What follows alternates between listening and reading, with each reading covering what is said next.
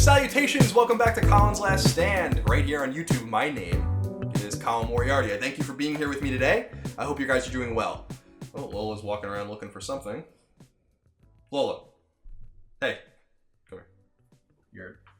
You're being a little bit of annoying right now. I'm going to put her in the bedroom. Bye. Alright. I'm back. So before I proceed, let me wish you a very happy holidays. So what I want to talk to you guys about today, and I'm going to keep this somewhat brief, I think. Maybe I'll just ramble even more than I usually do, but I don't intend to. I want to talk to you guys a little bit about the so-called Battle of Berkeley that happened this past weekend on April 15th here in Northern California at UC Berkeley, in Berkeley, California. You know, Erin and I were down in Santa Monica this weekend looking at apartments. We think we found a pretty cool one, so we're excited about that. And so we were kind of out of the loop. We were out and about. And when we got back to our hotel room, we started to investigate what was going on because we were seeing a lot of tweets. So we follow a lot of people that are involved in politics. So a lot of people were talking about this. And lo and behold, the shit was really going down at Berkeley. I had no idea that this was even going to happen. I'm just not really that in tune with, I guess, the more activist wing of politics. So I didn't know that there was anything being planned on April 15th at Berkeley. And as we were scrolling through our Twitter feeds and on Facebook and on YouTube and watching and ingesting everything and looking at everything, you know, I can't speak for Erin, but I felt kind of disgusted. Erin just said off camera, so did I. I didn't really know what I was watching or what the point of it all was, really.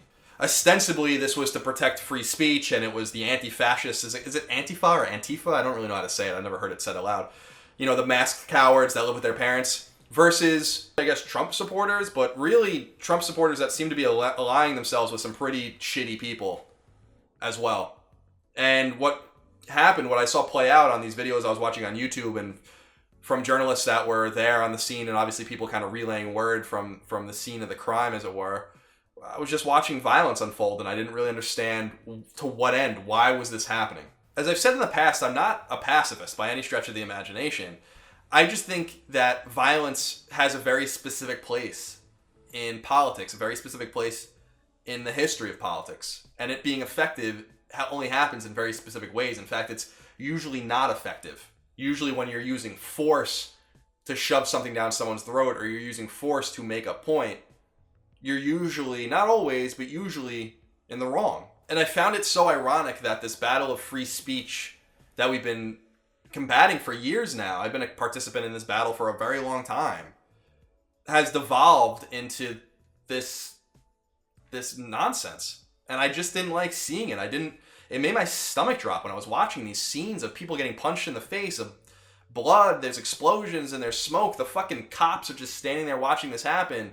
People are walking around with baseball bats and big sticks, and they have MMA gloves on and bottles and all that. I'm like, what the fuck is this? Now listen, I like taking the piss out of the anti-fascist side because I think they're just incoherent, and I think their tactics are ironically fascist. I think anyone who knows anything about the rise of fascism in the first half of the 20th century in Europe can identify a fascist a mile away.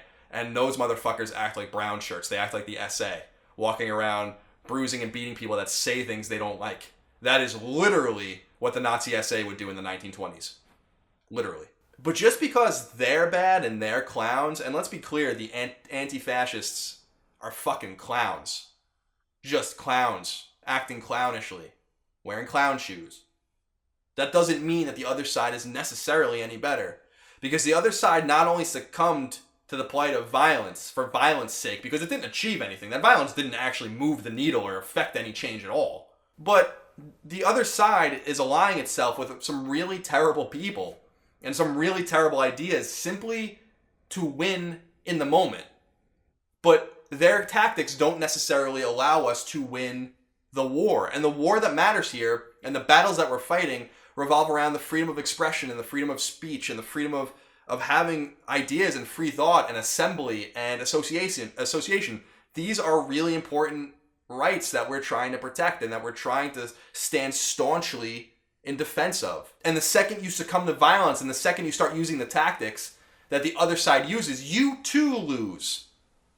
Sir and madam, you too lose. There is a place for violence in politics, and there is a place for violence in political history. I know that, and you know that if you're a learned person, and I'm sure that you are.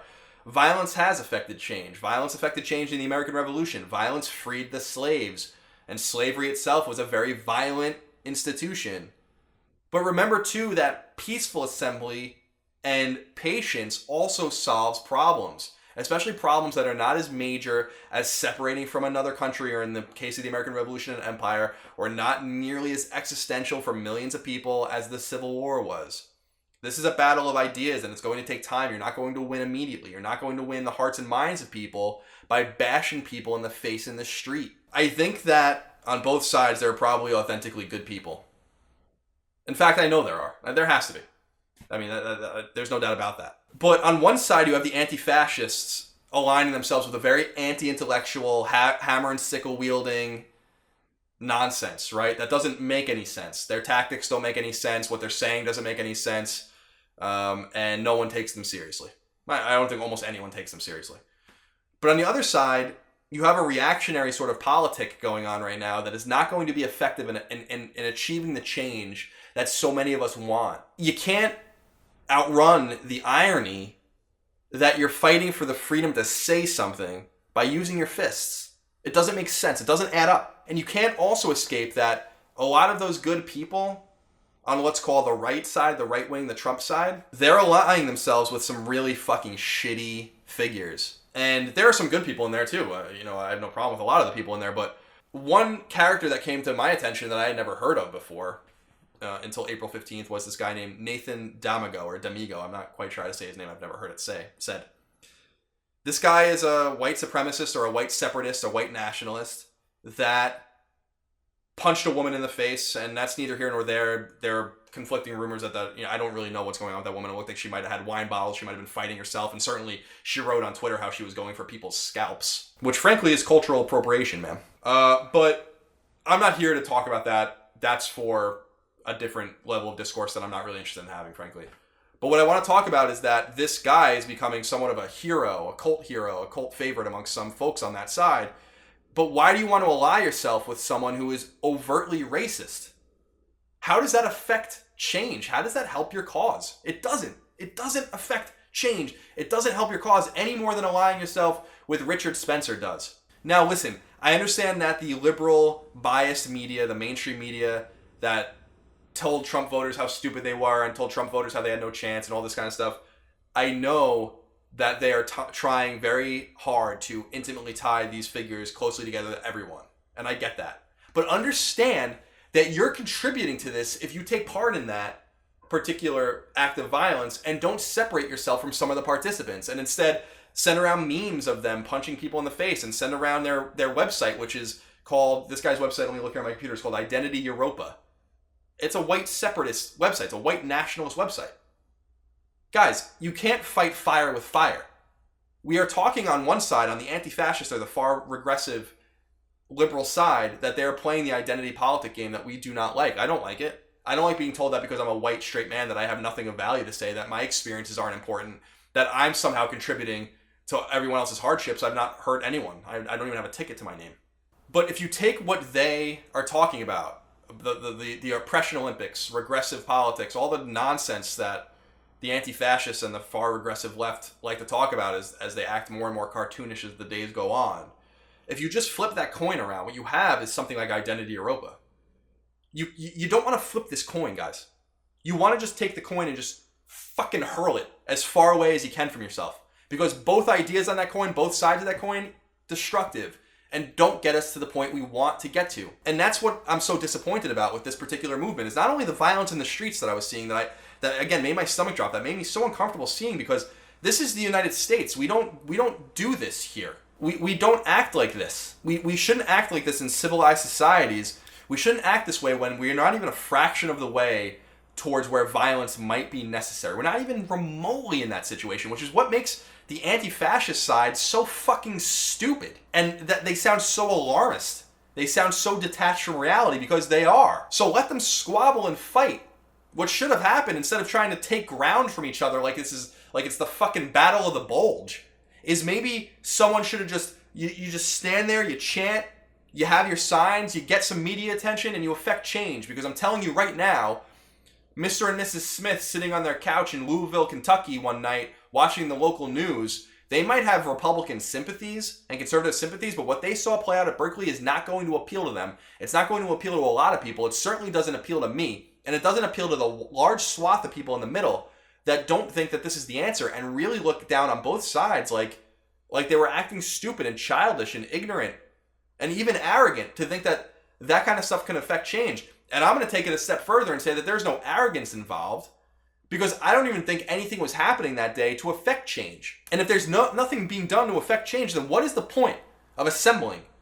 What is the point of trying to stay organized and be organized? Think about the ways change has been affected even recently, and then think about the ways change has not been affected recently, just in American politics alone. On one side, you have the very organized Tea Party, the Republicans, the conservative Republicans that really did affect change. They got people at the local level and state level elected. They got House and Senate members elected. They really got exactly what they wanted. They made Barack Obama's legislative calendar, legislative agenda, a living nightmare for the entire time he was in office. But then you have a very unorganized, loose collection of people like Occupy Wall Street that I would argue didn't only get nothing accomplished, but were so disorganized and so disheveled and had a million different messages that they actually, I think, made their problems even worse because they made their side look laughable. And I think that's something you have to really keep in mind, that these kinds of movements really do represent larger swaths of people based simply on their ideology and their ideas. That there are a lot of us that really hold sacred the freedom of speech and the freedom of expression and the freedom of thought and ideas. But I don't want to be next to Nathan D'Amico or D'Amigo or Richard Spencer types or people that support those ideas at a rally. And frankly, neither should you. And I'm scared that while a lot of people know that, there are so many people that don't, because he scored a little victory for you and he made some funny memes and some funny videos and you guys had a good chuckle. But what did it achieve? To what end did any of that happen? I really like playing chess. And one of the things about chess, as I'm sure many of you know, is that when you're making a move, whether it's the first move, the 10th move, the 20th move, you have to have a lay of the board in your mind, and you have to understand that the move you're making is going to affect things 10 moves down the line. If you don't play chess with that in mind, if you play chess just to move a piece in the moment every time it's your turn, you shouldn't play chess. You're never going to win. And that's all I ask people to keep in mind is to what end is the violence happening? Is to what end this conflict occurring? And what do you hope to achieve by allying yourself with deplorable people? I would never ally myself with people on the anti-fascist side, because again, I think they're cartoon characters.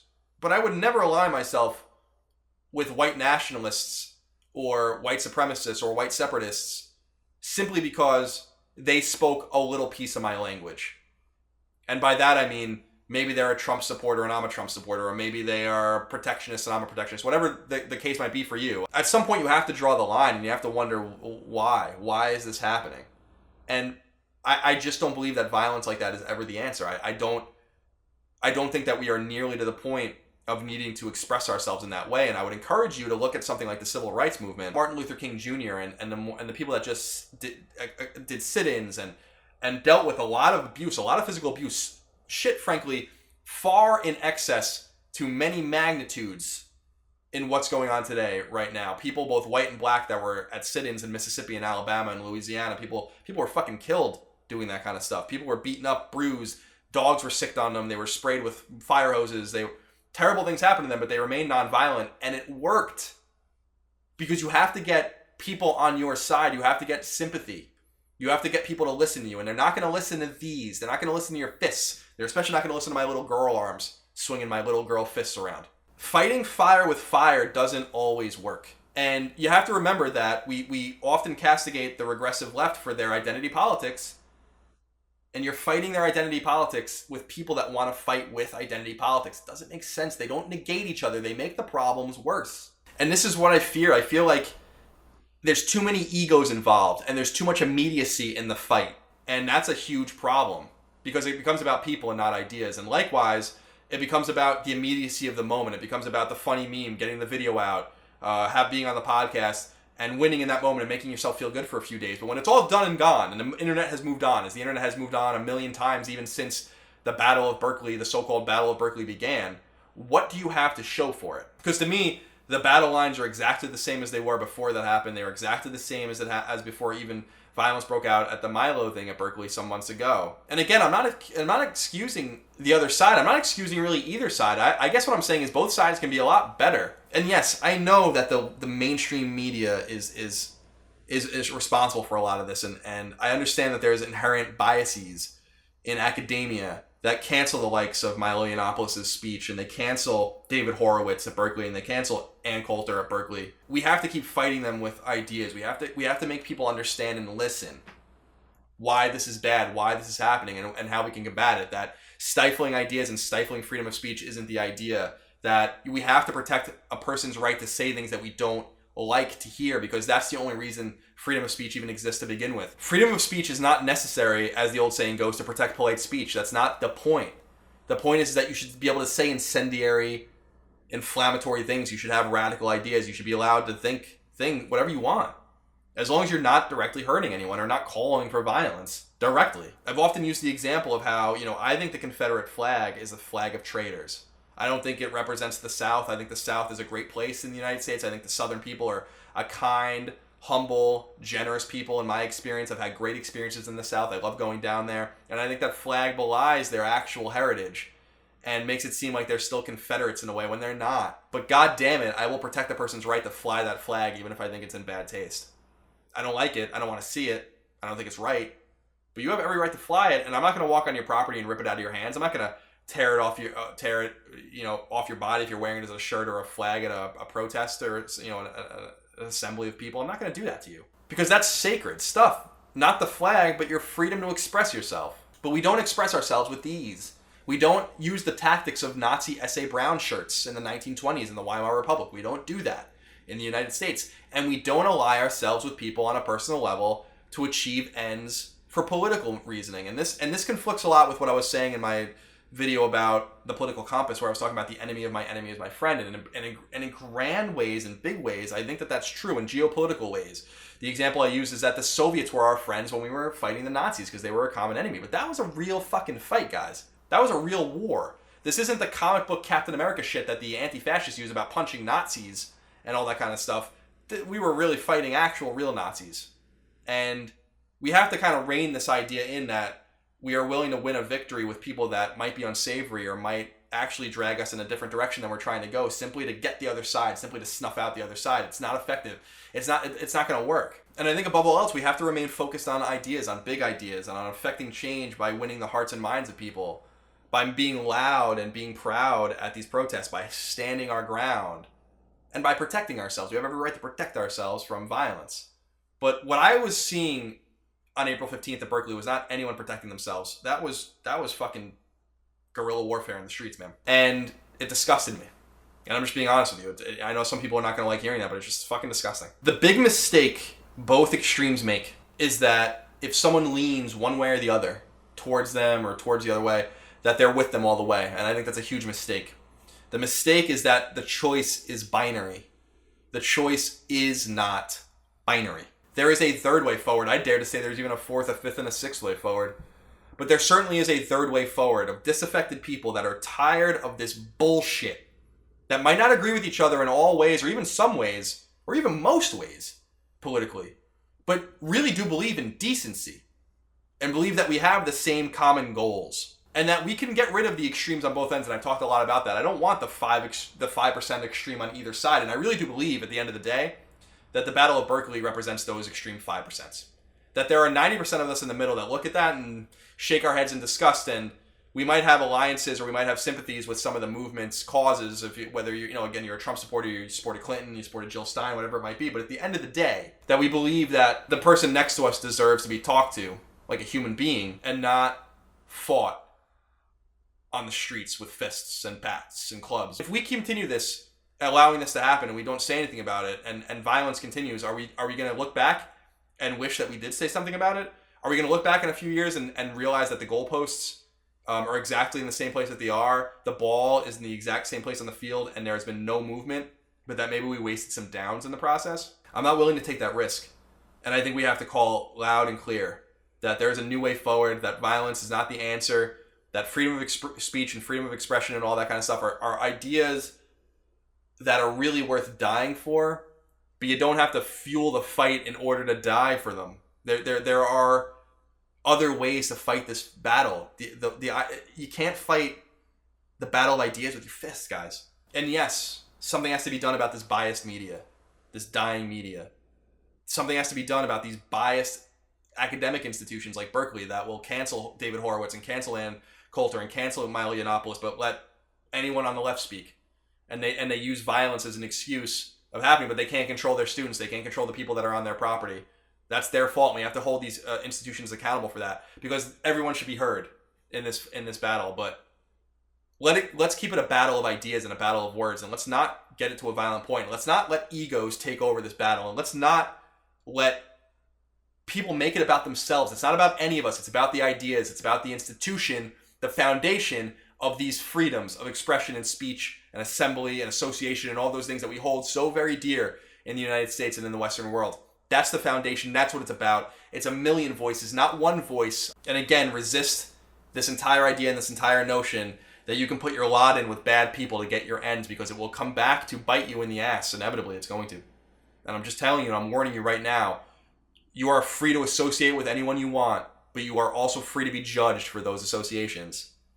And I don't want any of you out there with good ideas and good heads on your shoulders and with the right idea in mind, fighting for a goal that doesn't exist, when we can be fighting to achieve the ends that we really want to achieve right now, right here. If it seems like I'm bummed about it, it's because I am. I've been thinking a lot about this all week. I did my North Korea video on Sunday when I came back, and I wasn't really thinking too much about this particular topic in the moment. And then I really started to, as Monday and Tuesday kind of wore on, I was really reading more about it and looking more into it and thinking about it. And I'm kind of bummed out about it, because I've been in this fight, this freedom of expression and this freedom of speech fight, frankly, a lot longer than a lot of people. And I'm not going to let it be co-opted. And I hope that you won't let it be co-opted either, because the ideas are just too sacred. They're just too important. And these memes and these GIFs and these social posts and all this kind of stuff, they're meaningless if we don't achieve the end goal. And I'm not here to spin my wheels. I'm not here to talk to a wall. And I'm not here to act violently. And I'm not here to use my fists. I'm not here to push people around. And I'm not here to identify and associate with people that have fucking terrible ideas and terrible views simply so I can best the other side in some nebulous way. Because that's what's happening. This Nathan guy, that Richard guy, they're as fucking persona non grata to me as the anti-fascist children are. So let's carve out this third way forward. Let's stand on this hill for freedom of speech and freedom of expression and freedom of ideas. And above all else, I really want to encourage you guys to think carefully about the mid-game and the end game to this battle. And everything we do, individually and as a unit, should be done towards achieving a common goal. And anything else in that movement is noise. It's extraneous. It's distracting, and it means nothing. So just keep those things in mind. I'm sorry I'm a little bummed out. I'm a little sad. I'm a little worked up. But I wanted to get that out there, and I hope it made sense to you guys. I'll be interested to hear what you think in the comments, so let me know. I'm sure there's going to be a lot of people upset or disgruntled about this video, but there's nothing I can do about that. I got to call it like I see it. That's what I owe to my audience. That's what I owe to you guys out there. It's a call like I see it. And you know the way I see this movement, this Berkeley shit that's going on? I see it as disgusting. Both sides. And I know that that's the whole argument. Everyone's like, both sides shit in the November election. Well, it was true then too. Hillary Clinton and Donald Trump both fucking suck. The anti-fascists and the white supremacists both fucking suck.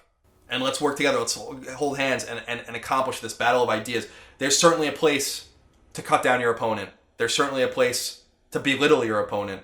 There's certainly a place to best your opponent with your words, with your verbiage, with your intellect, with your ideas, with your knowledge. There's a place for all of that. I'm afraid there's not a place for that in this discourse, at least not for me. All right. I'll see you next time.